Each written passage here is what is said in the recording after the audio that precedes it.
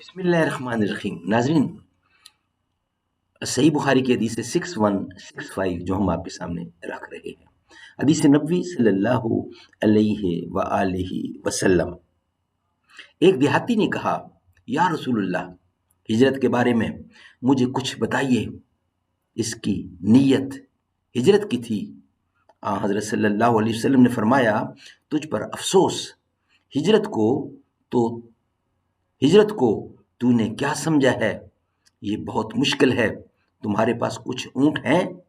انہوں نے عرض کیا کہ جی ہاں. حضرت صلی اللہ علیہ وسلم نے دریافت فرمایا کہ تم ان کی زکوٰۃ ادا کرتے ہو، یعنی ان کی زکوٰۃ ادا کرتے ہو؟ انہوں نے عرض کیا کہ جی ہاں. فرمایا کہ پھر 7 سمندر پار عمل کرتے رہو، اللہ تمہارے